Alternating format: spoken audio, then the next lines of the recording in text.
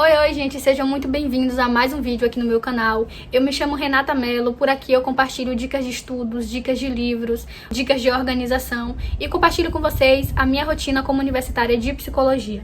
E no vídeo de hoje eu quero compartilhar com vocês as minhas leituras de 2023 e para isso eu dividi elas em 4 categorias. Primeiro eu vou falar um pouquinho sobre minhas leituras acadêmicas, depois eu vou falar sobre livros que eu classifiquei como autoajuda e desenvolvimento pessoal, em terceiro lugar eu vou falar sobre livros de espiritualidade e por último as minhas 4 melhores leituras.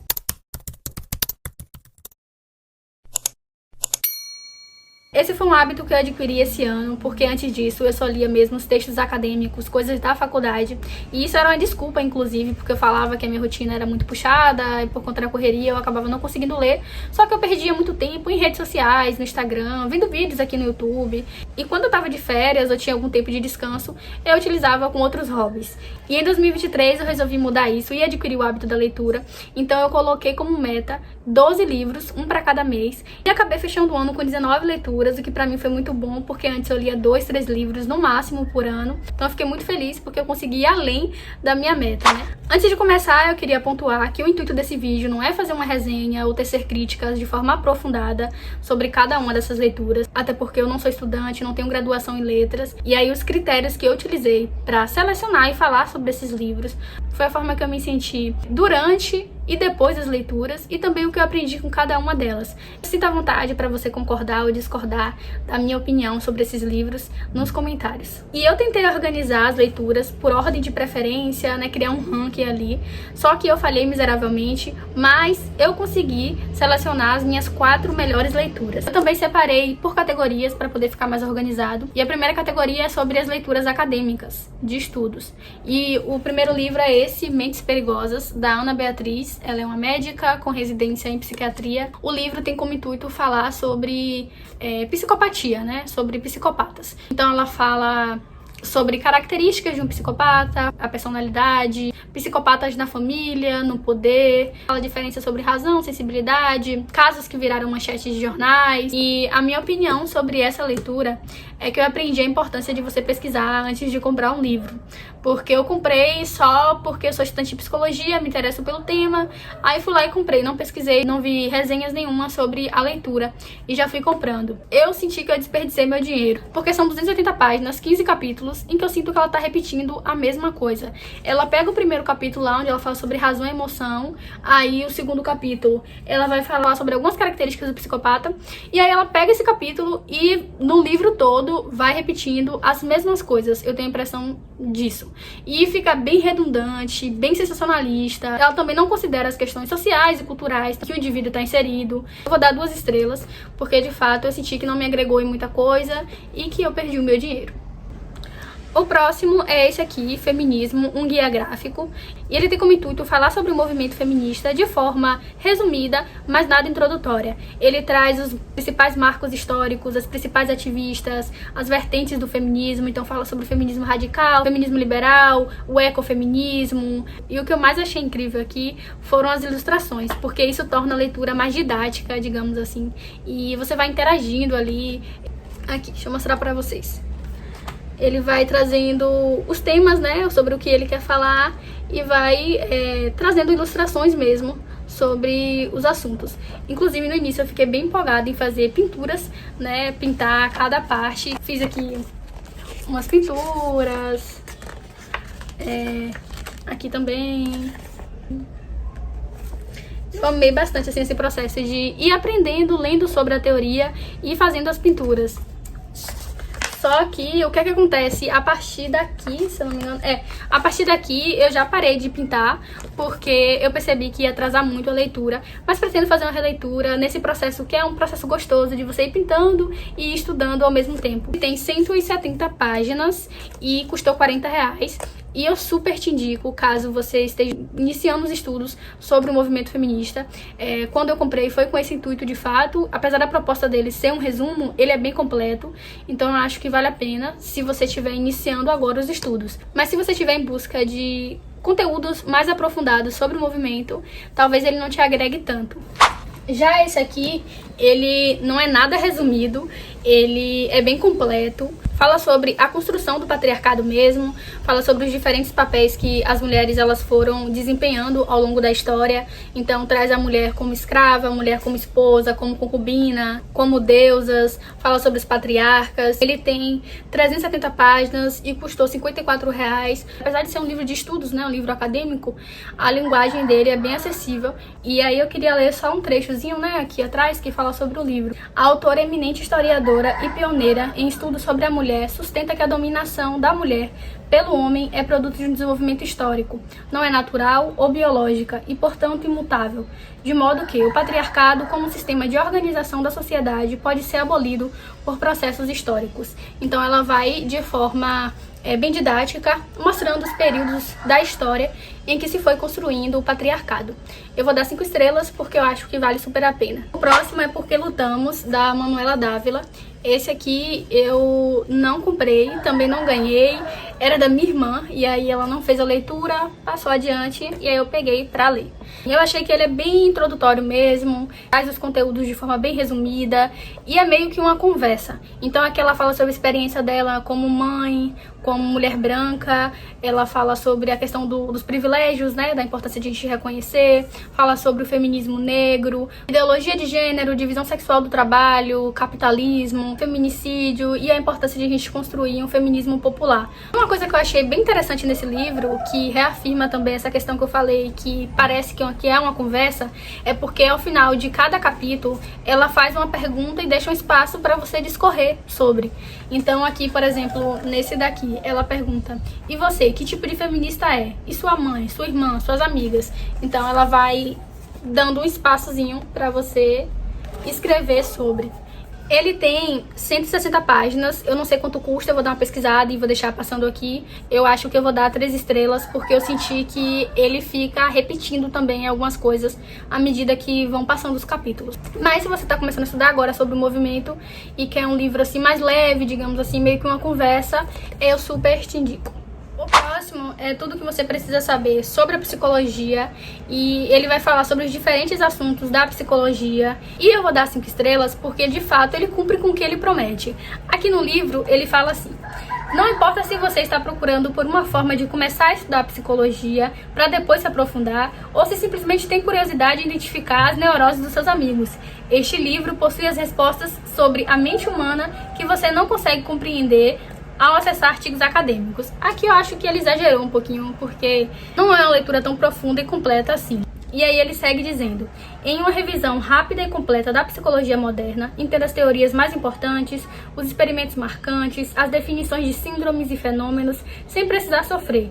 Tudo isso ainda acompanhado de um resumo sobre a vida e as descobertas dos maiores nomes da psicologia, como Freud, Jung, Skinner, Maslow e muitos outros. Eu super te indico se você está entrando no universo da psicologia agora e quer ter esse resumão aqui. Já esse daqui, que é o livro da psicologia, ele faz parte de uma série de livros, né?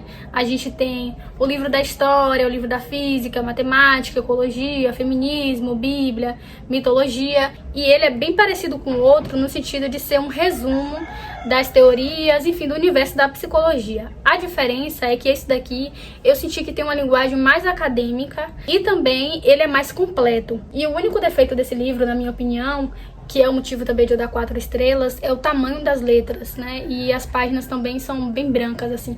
Eu gosto de páginas mais amarelas. E aí eu acho que pra leitura não é tão confortável assim. É até entendível porque ele tem esse intuito, né, de ser um resumão da psicologia. E ele tem 350 páginas, então de fato tinha que ser assim. Mas eu acho isso um ponto negativo pra mim. No mais, é muito bom pra quem tá iniciando os estudos da psicologia, ou quem quer ter mesmo um guia assim das principais teorias, dos principais teóricos, as abordagens, enfim, eu super indico também. O último da categoria de estudos, né, leituras acadêmicas, é esse aqui, o Emergências Psiquiátricas.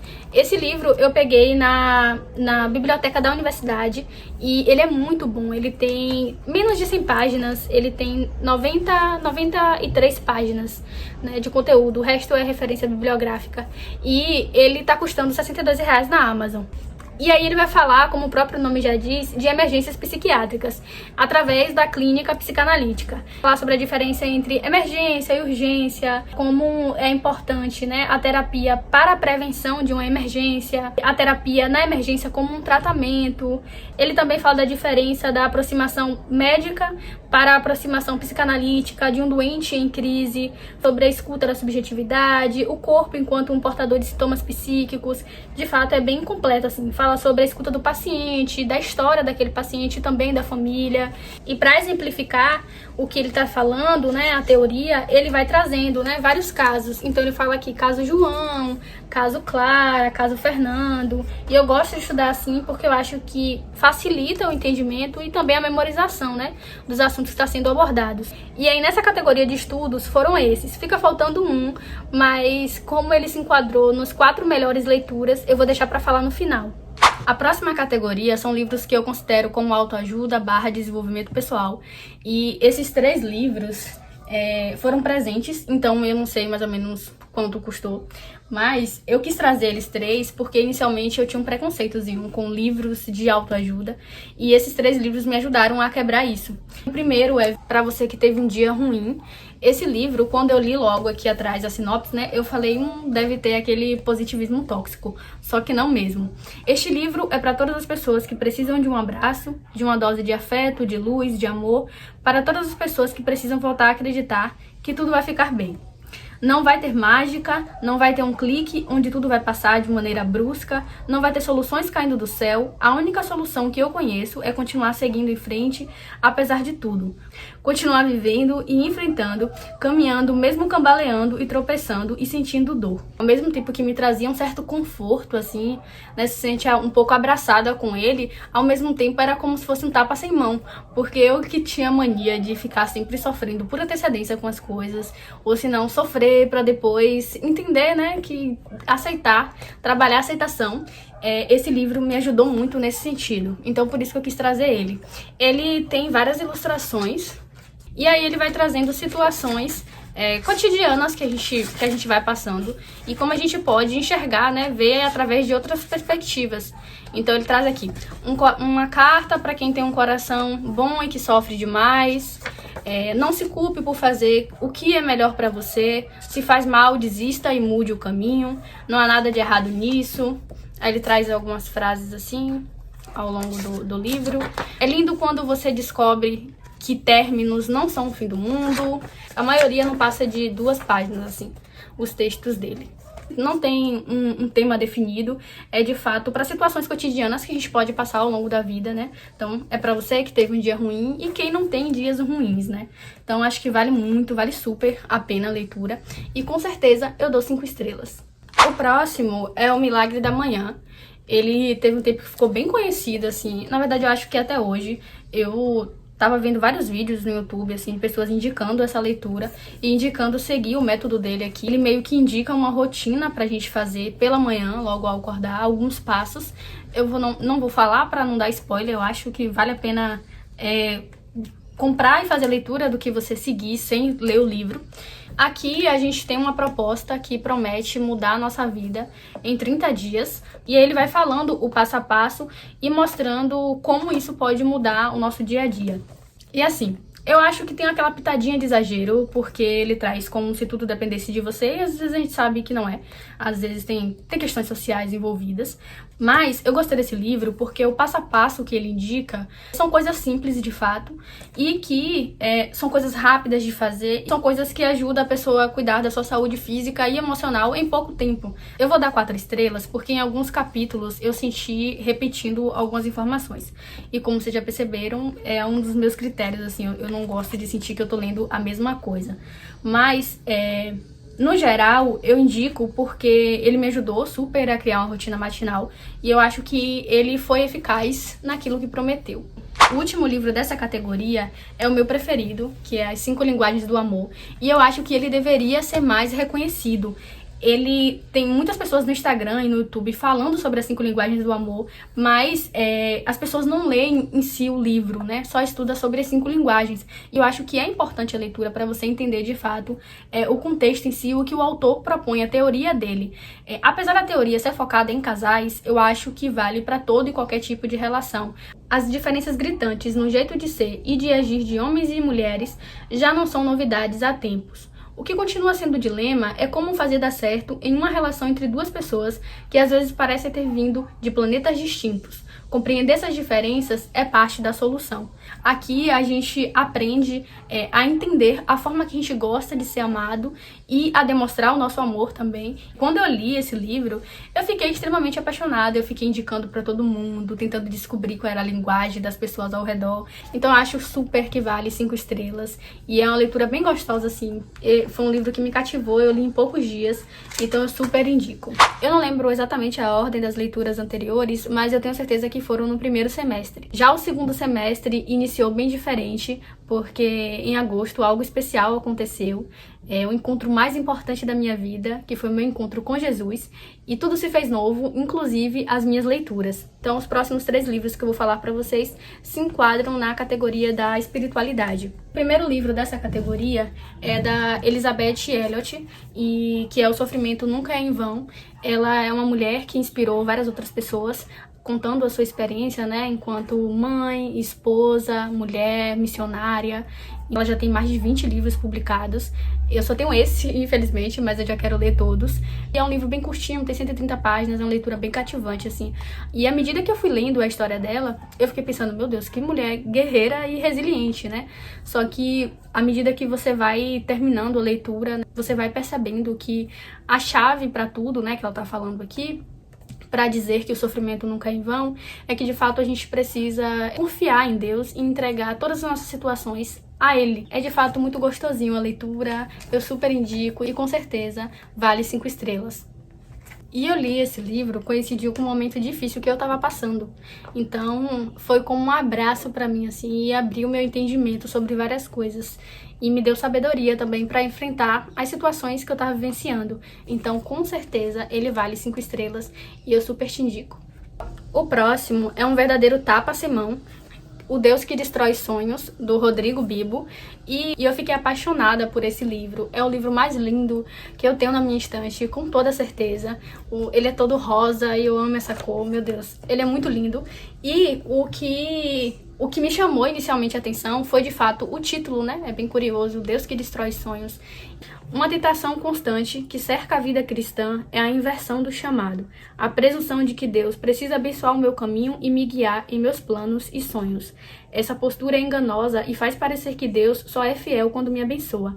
Mas e se Deus derrubar o meu sorvete? Ele deixa de ser fiel? Claro que não. Às vezes, ele só quer chamar a minha atenção para o caminho certo. Eu já testemunhei gente adulta se comportando como criança por não ter a vida que pediu a Deus. Pediu errado. Neste livro, apresenta o caminho do discipulado, o caminho para sonhar o que Deus já planejou. Faz a gente analisar o tipo de relação que a gente está construindo com Deus. Se a forma que a gente vê Deus é, de fato, com uma visão infantilizada, como ele mesmo exemplifica, né? Como exemplo da Xuxa, que é tudo que eu quiser, o cara lá de cima vai me dar. Então, se eu vejo Deus apenas como Deus de recompensa, que tem que fazer todas as minhas vontades. E eu aprendi muitas coisas com ele. Então, com certeza, ele vale 5 estrelas. O último livro dessa categoria é esse daqui, O Jesus que as Mulheres Viram. E esse livro é muito bom, inclusive para mim, que sempre estudei e estudo sobre o feminismo. Então, ele fez com que eu desmistificasse algumas ideias que eu tinha a respeito dos 4 evangelhos. E aqui a autora vai mostrando como Cristo rompia com as tradições e os costumes que eram criados por homens para poder oprimir e excluir determinados grupos, inclusive as mulheres. E para isso ela mostra como os 4 evangelhos estão repletos de histórias em que a participação das mulheres se destaca. Ele só tem 172 páginas, se divide em, se eu não me engano, 6 capítulos: profecia, discipulado, nutrição, cura, perdão e vida. Ele é muito bom mesmo. O único defeito dele é que ele é bem curtinho. E aí, por fim, eu trago as minhas 4 melhores leituras do ano. E em quarto lugar, a gente tem Em Busca de Mim, da Viola Davis. É uma autobiografia. A Viola conta a história dela desde a infância até a vida adulta, fala sobre os desafios que ela enfrentou enquanto uma criança pobre, negra, e também na fase adulta, né? A luta para conseguir ter acesso à educação, a busca pelo sonho dela, né, como artista. Esse livro fala sobre propósitos, sobre medos, inseguranças, sobre fazer as pazes com o passado. Fala também sobre perdão, e é lindo a gente acompanhar o desenvolvimento dela através da terapia. Ela vai compartilhando com a gente as reflexões que ela vai tendo após cada sessão, então isso é muito bonito também. E esse é um daqueles livros que te causam um turbilhão de sensações. Uma hora você tá triste, outra hora você tá feliz, outra hora você tá ansiosa para que ela consiga alcançar as coisas que ela almeja, outra hora você tá revoltada com as coisas que ela tá passando. É uma leitura difícil, mas ao mesmo tempo que te ensina muitas coisas. Algumas passagens muito tristes também traz algumas mensagens de esperança e faz a gente refletir sobre as coisas e a importância de a gente se acolher a nossa história, a nossa criança interior. Então, com certeza vale 5 estrelas, na verdade vale 10. E eu acho importante ressaltar que aqui no livro a gente tem algumas passagens sobre racismo, sobre violência doméstica, alcoolismo, também sobre abusos, então pode gerar alguns gatilhos. E em terceiro lugar, a gente tem Acolhendo a Sua Criança Interior, da Stephanie Stoll, e é um livro que eu considero de estudo, foi escrito por uma terapeuta. Aqui a gente percebe que a forma que a gente foi criada interfere totalmente no adulto que nos tornamos e como determinadas situações ou traumas influencia na forma que a gente vive e se relaciona com os outros. Através de exercícios, ela vai nos guiando a acolher a nossa criança sombra e a alimentar, através de atividades, a nossa criança sol. Logo na capa, ela já traz o que seria uma criança sombra. Aqui no final, ela traz um exemplo de uma criança sol. E também a gente tem um próprio desenho para a gente preencher, né? Tanto da criança sol quanto da nossa criança sombra. E ao longo de todo o livro, ela vai trazendo outros exercícios para a gente ir praticando, reconhecendo e acolhendo a nossa criança interior. São 230 páginas de puro aprendizado. Eu super indico para qualquer pessoa. E aqui a gente tem o segundo lugar, que eu dei uma roubadinha legal, porque não é um livro, são 4 livros, mas é porque não tinha como colocar um outro livro nessa posição, que é a Tetralogia Napolitana, de Helena Ferrante. E aqui a gente tem um romance de formação, a gente acompanha a história de Lila e Lenu durante 60 anos, então a gente se apaixona por vários personagens, a gente fica com raiva de outros, fica triste com a perda de alguns, então a gente vai acompanhando o desenvolvimento delas da infância até a velhice, e aí a gente vai acompanhando também as mudanças, né, sociais e políticas do país. Se passa na Itália, a gente vê muita miséria, muita violência, muitas injustiças, fome, então a gente vai acompanhando aí o contexto também. Inicialmente eu comprei esses livros porque eu vi muitas pessoas falando que era a história de 2 amigas. Eu gosto de livros assim, que tem diálogos entre mulheres, que falam sobre amizades, e aí eu comprei por conta disso. Aqui no primeiro livro a gente acompanha a infância, e eu confesso que no início eu fiquei bem chateada, eu fiquei, meu Deus, é nítido aqui que existe uma inveja, ela tá obcecada pela amiga,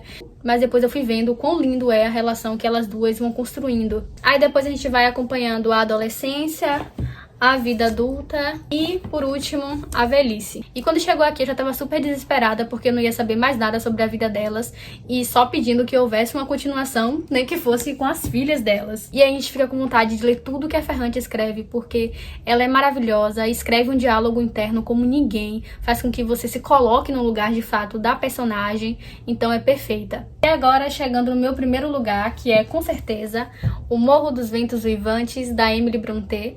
E esse livro é incrível. Eu confesso que foi difícil decidir entre ele e a Tetralogia Napolitana, só que eu acabei ficando com ele porque eu acho que foi o livro que mais me cativou na vida, assim, se tornou de fato o preferido da vida, porque eu li ele em 3 dias, eu madruguei lendo esse livro e me fez sentir coisas que eu não senti em nenhuma outra leitura, que foi sentimentos ambivalentes pelo mesmo personagem. Então aqui, uma hora eu tava cheia de ódio com alguém, outro momento eu já tava sentindo compaixão, sentindo pena, torcendo pra que desse certo, amando alguns personagens, e depois eu tava ali odiando o mesmo personagem.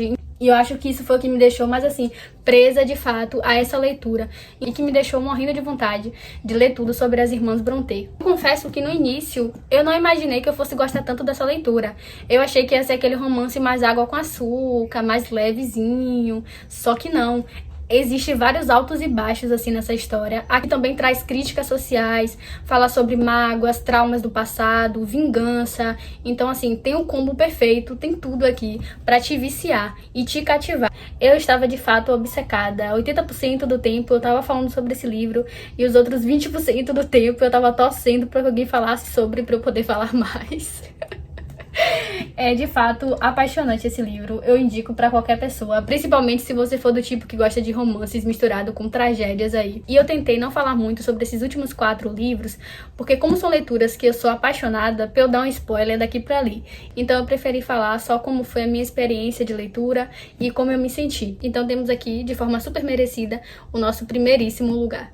Esse foi o vídeo de hoje, eu espero que você tenha gostado. Se sim, não se esquece de deixar o seu like, de se inscrever no canal, caso você ainda não seja inscrito. Coloca também nos comentários um feedback sobre esse vídeo, sugestões para os próximos aqui no canal. E também me conta quais desses livros você já leu, se você concorda com a minha opinião ou discorda.